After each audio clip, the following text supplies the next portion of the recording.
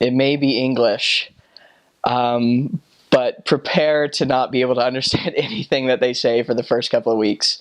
Even after I served in Ireland first, so I got to hear the Ireland accent, the Irish accent, and then when I hopped over to Scotland, I had to learn everything again. I had to learn how to understand people.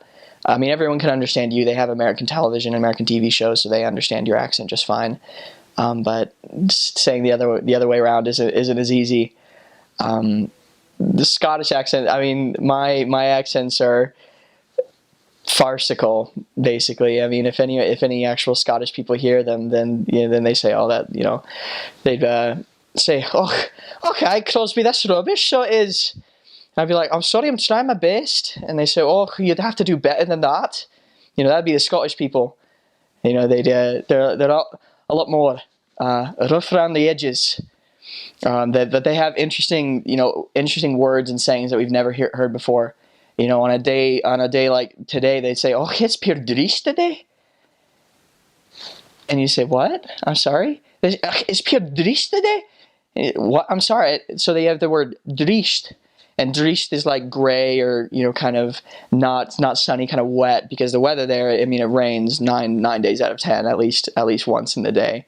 So they saw on a particularly gray or bad day, they say, "Oh, it's pure drist," or they say, "Come on, get Ben."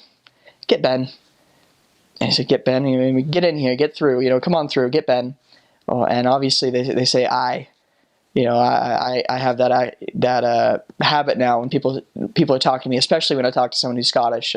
I'll say, "Okay, aye, all right, yeah," and they'll say, they'll ask you how you're doing, and the traditional response is, "Oh, I'm not too bad, I'm no bad," or "I'm alright," and that means they're doing really good. If someone calls you alright, then you're okay in their books.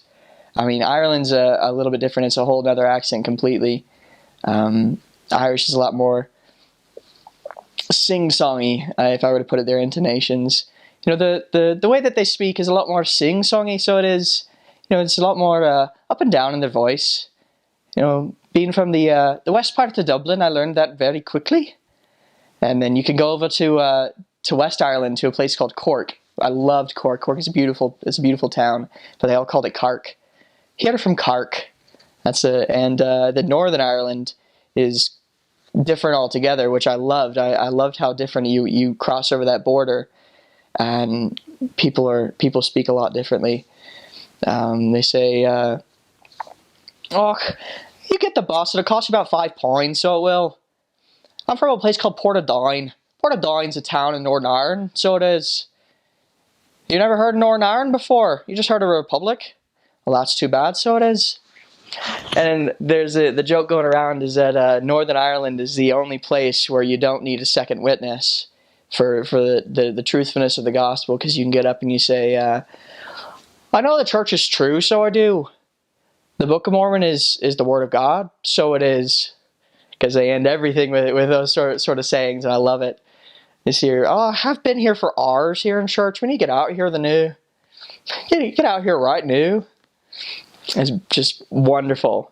And so the accent was one of the best things. I loved learning new words and just learning to understand the people there.